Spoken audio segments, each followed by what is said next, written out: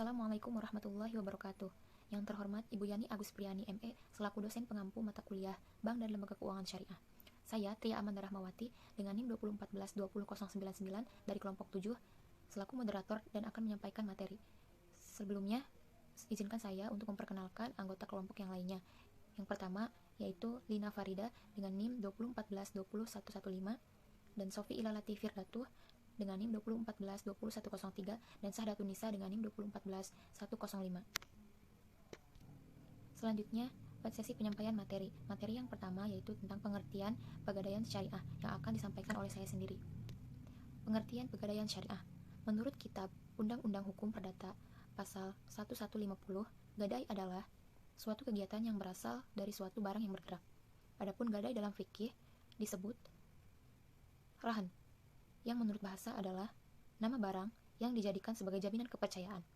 Sedangkan menurut syara, artinya menyandera jumlah yang diberikan sebagai jaminan secara hak tetapi dapat diambil kembali sebagai tebusan. Adapun pengertian pegadaian syariah yaitu suatu lembaga keuangan non-bank yang dimiliki oleh pemerintah yang mempunyai hak memberikan suatu pembiayaan kepada masyarakat berdasarkan hukum gadai yang terdapat di dalam syariat Islam dan peraturan undang-undang yang berkaitan dengan pegadaian syariah. Adapun sejarah pegadaian syariah yaitu pegadaian pada awalnya dikenal di daerah Eropa, yaitu di negara Italia, Inggris, dan Belanda. Pegadaian masuk di Indonesia pada awal masuknya kolonial Belanda. Pada awal abad 20, pemerintah Hindia Belanda berusaha memonopoli dan mengambil alih usaha pegadaian, yaitu dengan menggunakan cara mengeluarkan Staatsblad nomor 131 tahun 1901. Peraturan tersebut diikuti dengan didirikannya rumah gadai resmi pemerintah dan statusnya diubah menjadi dinas pegadaian sejak berlakunya Staatsblad nomor 226 tahun 1960. Setelah itu, pada tahun 2003 didirikanlah pegadaian syariah. Hanya itu yang dapat saya sampaikan. Untuk sesi selanjutnya akan disampaikan oleh saudari Lina Farida. Kepadanya dipersilahkan. Baik, terima kasih kepada moderator atas waktunya. Langsung saja ke materi yang selanjutnya, yaitu landasan hukum pegadaian syariah. Yang pertama yaitu Al-Quran, surah Al-Baqarah ayat 283.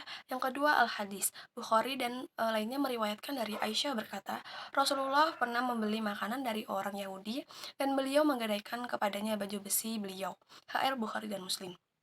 Yang ketiga ada ijtihad ulama, perjanjian pegadaian yang ada di dalam Al-Quran dan Al-Hadis tersebut dalam pengembangannya selanjutnya dilakukan oleh para fuqaha dengan menggunakan jalan ijtihad dengan kesepakatan dari para ulama bahwa gadai diperbolehkan dan para ulama tidak pernah mempertentangkan kebolehannya.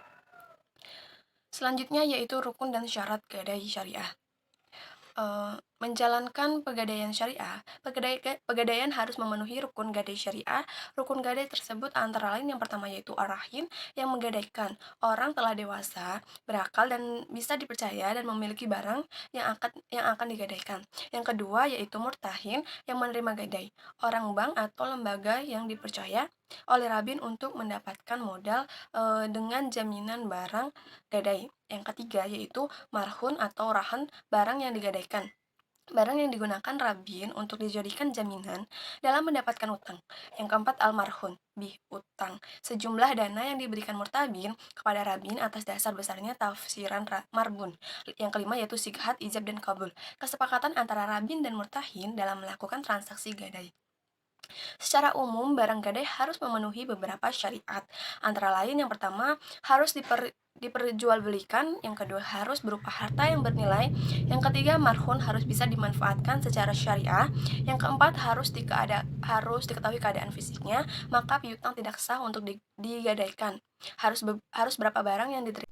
Terima kasih kepada saudari Lina Farida yang telah menyampaikan materinya. Untuk sesi selanjutnya akan disampaikan oleh saudari Sofi Ilalati Firdatuh. Kepadanya dipersilahkan. Selanjutnya ketentuan gadai. Dalam menggadaikan barang di pergadaian syariah harus memenuhi ketentuan-ketentuan sebagai berikut. Yang pertama, barang yang tidak boleh dijual tidak boleh digadaikan. Yang kedua, tidak sah menggadaikan barang rampasan atau barang yang dipinjam. Yang ketiga, gadai itu tidak sah apabila utangnya belum pasti. Yang keempat, disyaratkan pula agar utang piutang dalam gadai itu diketahui oleh kedua belah pihak. Yang kelima, menerima barang gadaian oleh pegadaian adalah salah satu rukun akad atas tepatnya pegadaian. Yang keenam, seandainya ada orang yang menggadaikan barang, namun barang tersebut belum diterima oleh pegadaian, maka orang tersebut boleh membatalkannya. Yang ketujuh, jika barang pegadaian tersebut sudah diterima oleh pegadaian, maka akad rahan atau gadai tersebut telah resmi dan tidak dapat dibatalkan atau ditarik kembali.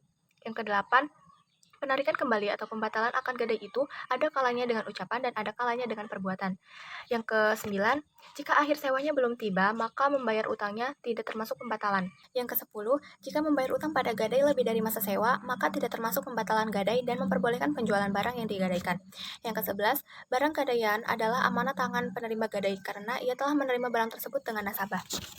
Yang ke-12, jika barang tersebut musnah tanpa kesengajaan pihak pegadaian tidak menanggung barang tersebut dan pinjaman yang diterima penggadai tidak boleh dipotong maupun dibebaskan.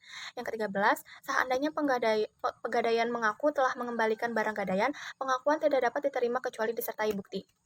Yang ke-14, jika penggadaian lengah atau merusak barang karena sengaja memanfaatkan barang yang dilarang untuk dipergunakan, maka penggadaian harus menggantinya. Selanjutnya, akad perjanjian gadai. Yang pertama, akad al-qardul hasan. Akad ini dilakukan oleh nasabah yang menggadaikan barangnya untuk keperluan konsumtif. Yang kedua, akad mudharabah. Akad untuk nasabah yang menggadaikan jaminannya untuk menambahkan modal usaha atau pembiayaan investasi dan modal kerja. Yang ketiga, akad bai al-muqayyadah. Untuk sementara, akad ini dapat dilakukan jika rahin yang menginginkan menggadaikan barangnya untuk keperluan produktif. Terima kasih kepada Saudari Sofi Ilalati Firdatuh yang telah menyampaikan materinya. Untuk sesi selanjutnya akan disampaikan oleh Saudari Sahdatunisa. Kepadanya dipersilahkan. Ini saya akan membahas tentang aspek pendirian pegadaian syariah. Yang pertama ada aspek legalitas. Peraturan Pemerintah Nomor 10 Tahun 1990 tentang berdirinya lembaga gadai yang berubah dari bentuk perusahaan jawatan pegadaian menjadi perusahaan umum pegadaian. Yang kedua ada aspek permodalan. Modal untuk menjalankan perusahaan gadai adalah cukup besar karena selain diperlukan untuk dipinjamkan kepada nasabah, juga diperlukan investasi untuk penyimpanan barang gadai. Yang ketiga ada aspek sumber daya manusia. Keberlangsungan pegadaian syariah sangat ditentukan oleh kemampuan sumber daya manusianya.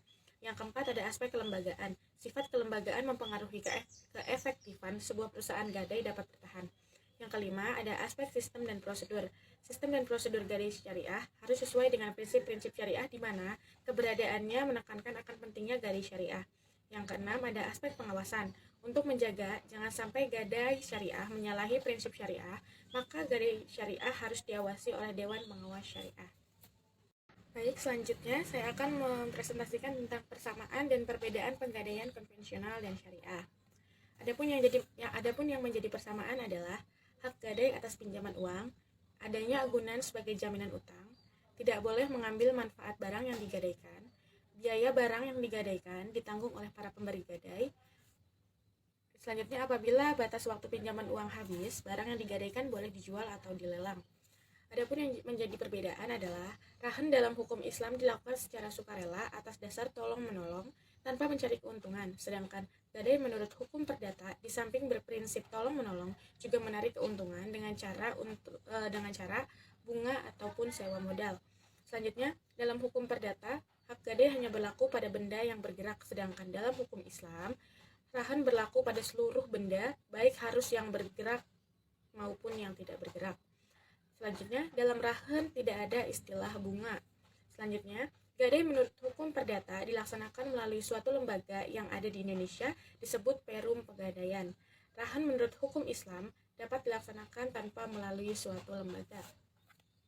Baik, selanjutnya ada kendala dan strategi penggadaian syariah.